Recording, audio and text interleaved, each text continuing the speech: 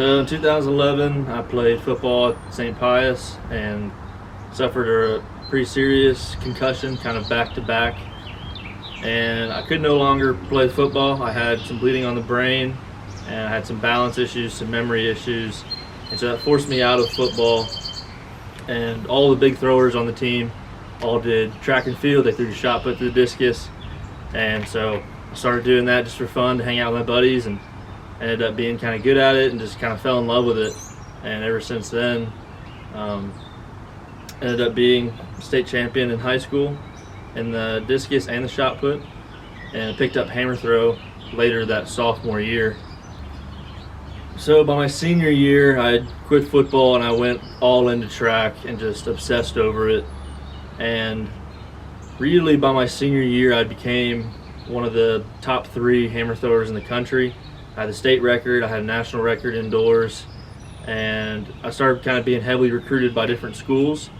And the University of Alabama recruited me. I went on an official visit there fall of my senior year, and I really fell in love with the coach and with the teammates there. You know, the throwers, the culture there was unbelievable, and everybody had the right head on their shoulders and the mindset of what it took to be great, you know, at the track and in the classroom and just as a person. And so that's really kind of what drew me there over other universities, like the University of Oregon was heavily recruiting me. But Alabama just had a great culture on the team, and that's really what pulled me there. So it was 2016, and it was my redshirt freshman year. So I was academically a sophomore. I had redshirted my freshman year athletically, so I was a redshirt freshman. It was my first year of eligibility. It was my sophomore year. And training had been going really well up to that point. We had the 4 best discus throwers in the SEC at the University of Alabama, and so it was kind of a battle between all of us every day in practice and in that week leading up. And I was just having some really sharp practices and just had to focus on my throw, focus on my technique. And that was the first kind of big major meet that really kind of set me off. I was about 21 years old, and I remember laying down on the tracks like, man, like, I'm SEC champion. You know, what a feeling that is.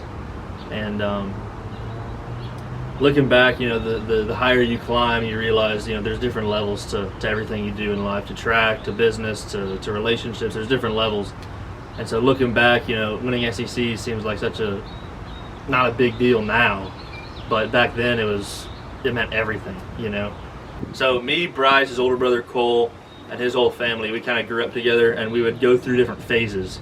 Like we went through a skateboarding phase, and I would obsess over it. Like the next time we hung out the next day, I made sure I knew one more trick than they did, and you know, we'd go play disc golf, and I'd practice on my way home from school secretly.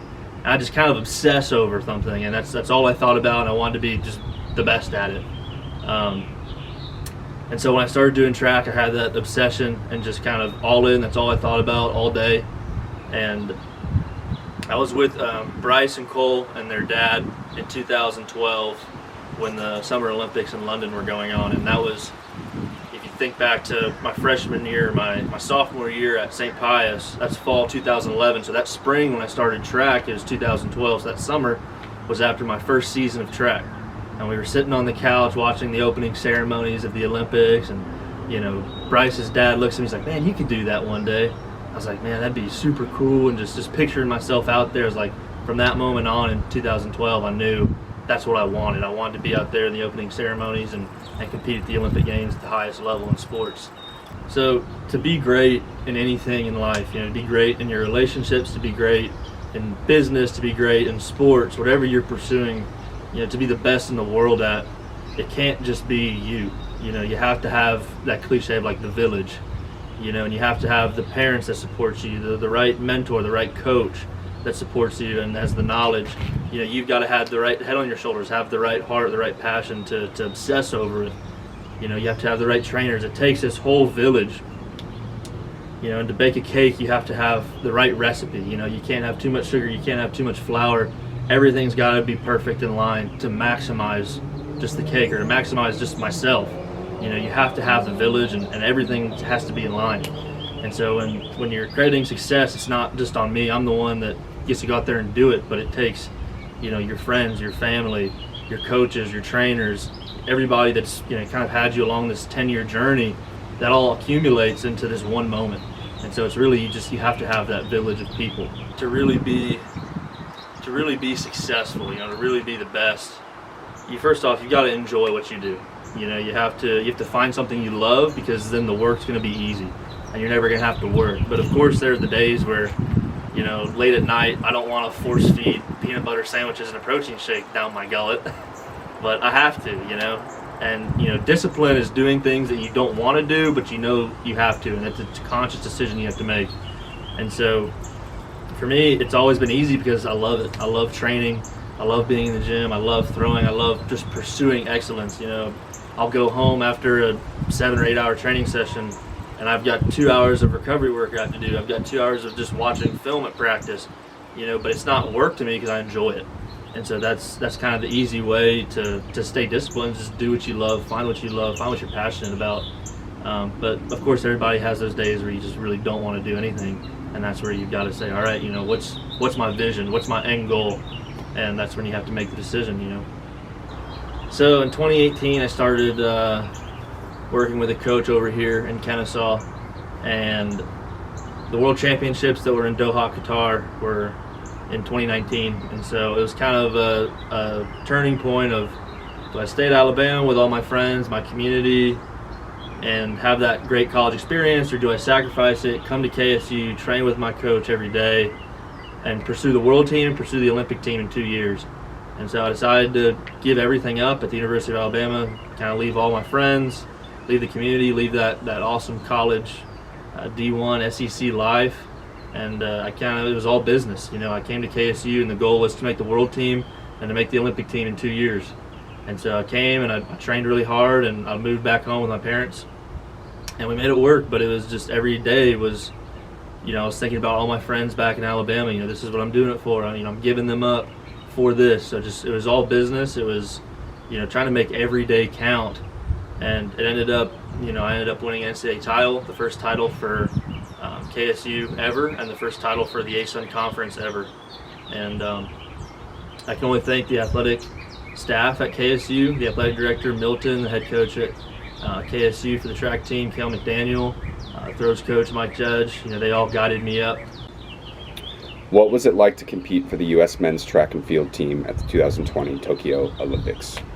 It was a dream come true. Ever since that moment with Bryce and his family in 2012, sitting in their living room, to 9 years later of just grinding every day, living this, sacrificing a normal teenage life to just train every day.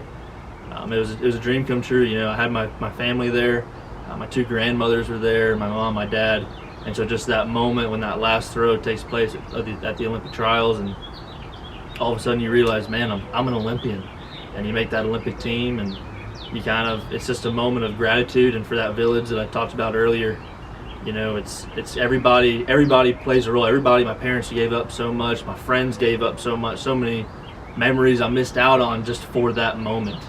And it meant everything to represent the United States in the Tokyo Olympics. What are your future plans in the sport and in life? What do you hope to accomplish? So in sports, I'm still training. We have a world championship this year for the first time it's ever been on American soil. Athletics World Championship's been going on for probably 50 years, and so this is the first time it's been in America. It's in Eugene, Oregon in July, and so I'm training for that. I'd like to train to get a medal and train to get top 5. And then next year we have a Worlds, and then obviously try and get an Olympic medal in 2024. I'll be 29, so I'll be in my athletic prime, and try and get an Olympic medal, and if Lord willing, keep training, and go for the 28 games in Los Angeles. But yeah, eventually move on, maybe get a sales job later. Not too sure. Have a family. But just anything I do, just try and be the best at it and keep that obsession going.